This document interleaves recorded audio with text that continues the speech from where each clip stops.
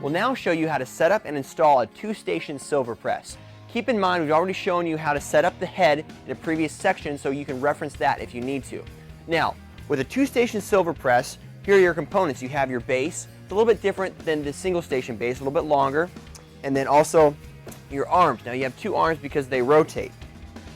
The arms don't matter which direction they go on the press, but you have to keep in mind with your base, there are 2 sides to the base. There are your flash side and your print side. The print side is going to have a little bit different shaped resting block than the flash side. So make sure that you set up your print side so that this block that's differently shaped and recessed on the sides is facing where you're going to be printing. Next, let's take a look at the table. Now with the 2-station press, you're going to need a little bit sturdier table than a single-station press because it has to print and rotate on both sides. So this is a pretty sturdy table. And then also keep in mind that you don't want too long of a table, because if you have too long of a table, with this particular press, which is a 4-color 2-station press, there's also a 6-color 2-station press, which is about a 1.5 feet longer on either side. So this table is about perfect size for a 4-color 2-station and good size as well for a 6-color 2-station. But any longer than that with this 4-color, it might be too long for us to print and flash. So I'm going to go ahead and take this head off while we set up the base. Now with a 4-color press, you can probably do that by yourself if you're a strong person. If you're not that strong, I would recommend 2 people. With the 6-color press, it's a lot bigger, so I definitely would recommend a 2-person job setting up the 6-color press. We'll just center this up. I'm going to screw it down after I get the base set up. So this is your arm, your print arm assembly.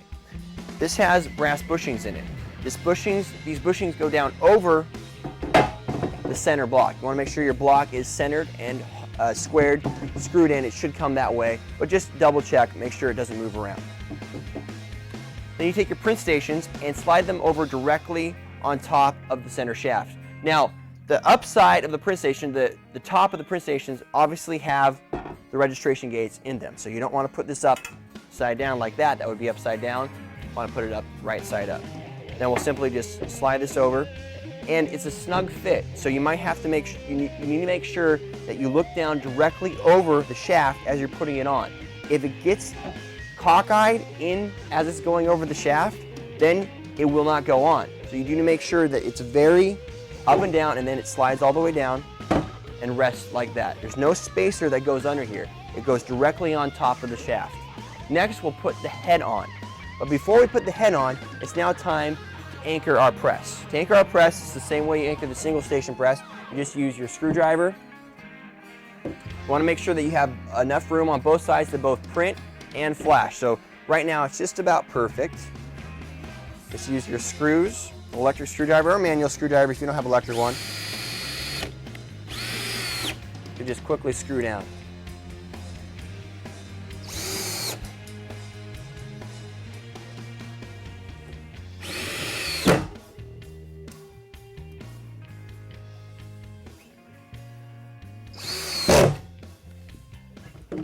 Next, let's put our rotating head assembly on. Now with this assembly, it's the same thing as the shaft. There are dual bearings in here, so you do need to make sure that this goes on very, very straight. Once again, if you're not too strong, you want to make this a two-person job, and with the 6-color press, definitely a two-person job.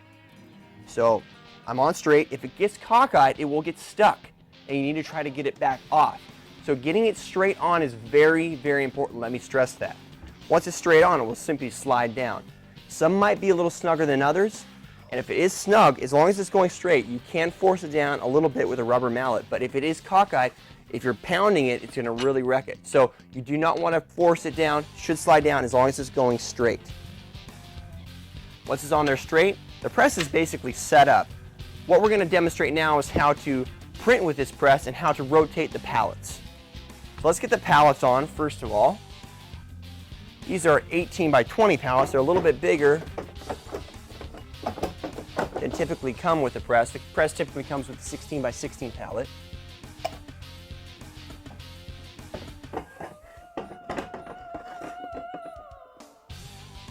Go ahead and get my job set up. Do a real quick job that'll show you how to demonstrate and flash print with this press.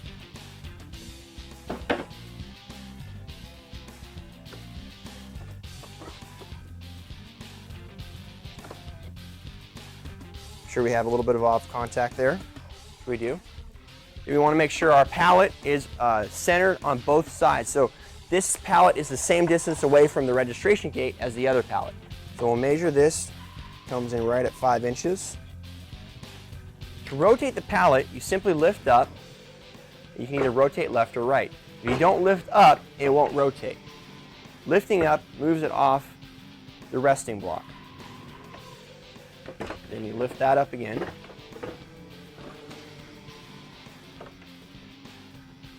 Measure to the correct spot and center off your pallet. Now we have our pallets set and they're even on both sides of the press. I'm going to move the flash dryer over the press now because we're in the printing position. Now the press is set up and we're ready to print. Just going to make sure we have a little tack on our pallet. On your flash dryer, you want to make sure it's probably about 2 or 3 inches above the pallet. Got tacked down. Once this press is set up, it's centered very, very nicely. It will spin very nice and very quickly. Both the pallets and the screens. So as you print, we're going to do a print flash print and then we're also going to do a print cure. We'll load our shirt. You don't want your flash to sit over the pallet too long. So we want to be quick about this.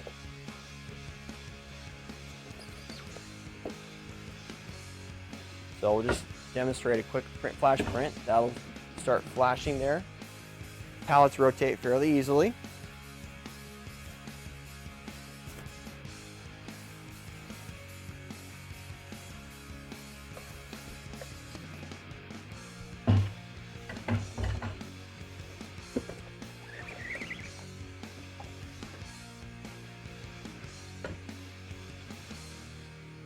And while that one's flashing, we can print again on this one. Now, with a black on a gray shirt, we really don't need a print flash print, but this is just to demonstrate. So, to do our final cure, I do recommend taking the shirt off the pallet and then setting it down either to the side or somewhere like this. You want to make sure that you're not bending the shirt over itself so you don't get the wet ink to stick to each other. But if you set it down like this, it will protect the pallet and make the pallet last longer and make the pallets cooler. If you keep it stuck to the pallet, it's going to be harder to cure because the ink won't be able to penetrate through the garment. It'll basically be stuck against a hard board surface or aluminum surface.